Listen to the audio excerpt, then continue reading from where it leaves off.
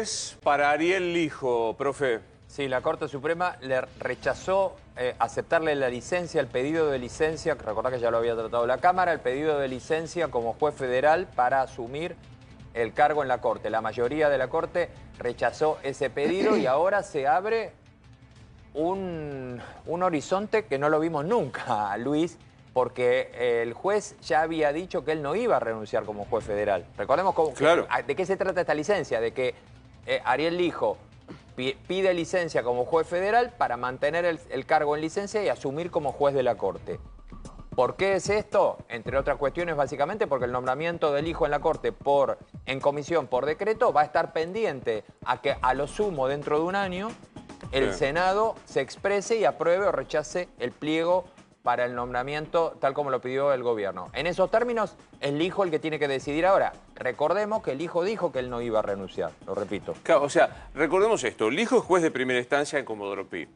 Es nominado para ser ministro de la Corte Suprema por decreto. Él pide una licencia que la Cámara le concede de manera extraordinaria, porque es una licencia por mucho tiempo, por lo menos un año, puede suceder antes, y ahora la Corte dice, no lo aceptamos como miembro de la Corte Suprema porque la licencia extraordinaria como tal no lo valida para ingresar al Supremo Tribunal. Sí, es un gran lío. Pero entonces, ¿qué debería? Perdón, ¿no? Para que quede claro de alguna manera. Él debería renunciar directamente a su juzgado federal. Pero ¿por qué no renuncia? Porque si vos sabés tiene que ya miedo tenés trabajo hasta los 75. de que no le aprueben el pliego en el Senado y se queda sin el juzgado al que renunció y sin la Corte a la que va. Sí, es una decisión personal, Va a quedar como juez de la Corte durante un año. E incluso a lo sumo. A lo sumo. Si mañana, si la semana que viene, hay dos movidas del kirchnerismo para juntar quórum para la semana que viene. Ahí hay una discusión donde dice, bueno, no, lo nombró en comisión por un año o por un año. A ver, el Senado, si querés que lo pongas en otros términos, porque son todos los partidos, no solo es el kirchnerismo, dice, no es por un año, es esta que nos expidamos nosotros. Si el Senado, sería una irregularidad muy difícil de encontrarle la salida, que se encontrara el Lijo con una licencia por decreto, con un nombramiento con decreto por un año y el Senado rechazándole el pliego.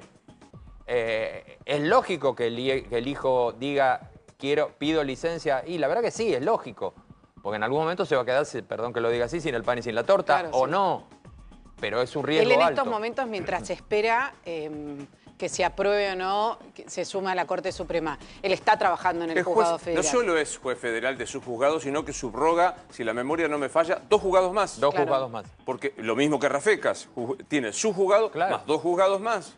Porque la mitad del fuero federal de primera instancia está vacante. Por muerte, por renuncia, por ascenso, etcétera, etcétera. Entonces, claro, lo tienen que subrogar los otros jueces. Y por problemas políticos no se termina nunca de nombrar a los jueces que hay que nombrar. Claro. Porque esto es una cuestión. Bueno, la información indica que la Corte no acepta la licencia extraordinaria para Ariel Lijo, por lo cual técnicamente no podrá asumir y habrá que esperar la posibilidad de que el Senado se pronuncie o no solo por Lijo, también por García Mansilla. Si rechaza García Mansilla, que ya es miembro de la Corte Suprema del Senado, deja de serlo. Brevemente. ¿Por qué García Mansilla sí, ya que lo mencionás? ¿Por qué García Mansilla sí y Lijo no, técnicamente hablando? Después, sí, después le damos la vuelta. Nos servimos un mate y hablamos de todo el tema político que hay atrás. Pero, ¿por qué? Bueno, básicamente porque García Mansilla asume dentro de un...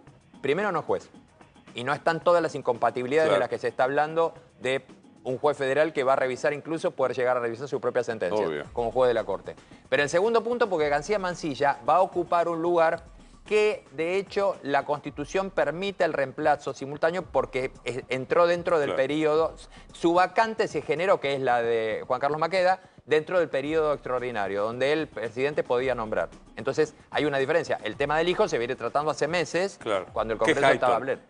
Lijo Hayton y García Mansilla Maqueda. No, le quería hacer una pregunta al profe, porque dice la mayoría de la Corte Suprema rechazó el pedido. Uno supone que Rosenkrantz debe haber votado en contra de Lorenzetti votó en contra.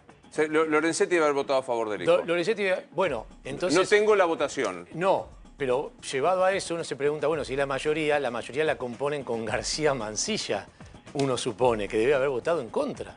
Porque si no es un empate 2-2. ¿De vuelta? Claro. si Lorenzetti, nosotros suponemos y suponemos... No, acá hay tres que...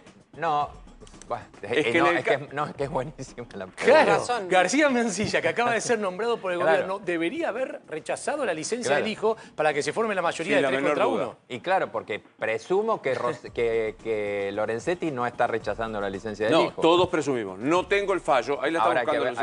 Hay que ver el si fallo. fuera así, el propio compañero del decreto, digamos, le dijo que no. La verdad que si fuera así, hablaría de una independencia de García Mansilla. Tiene un problema de origen García Mansilla. Él dijo, yo no asumo por decreto, y asumió. Y a mí eso me parece que nubla de movida el nombramiento. Lucía Salinas, buen día 24. ¿Cómo estás, niña? ¿Qué tal? Muy buenos días para ustedes. Efectivamente, se rechazó el pedido de licencia del juez Ariel Lijo. Algunos sorprendidos porque justamente para llegar al voto mayoritario era un caso en el que no podía haber empate en la Corte Suprema de Justicia. Se completó esa mayoría con el voto del juez, del flamante ministro de la Corte, Manuel García Mansilla. Perdón, Lucía, está confirmado, Está confirmado. Rosati, Rosenkrantz y García Mansilla votaron por no aceptar la licencia. Sí, exactamente. Esa es la conformación del voto mayoritario. En breve ya se va a conocer la letra de este acuerdo que, te diré, Luis, que fue bastante breve en relación a las extensas discusiones que en los acuerdos suele darse.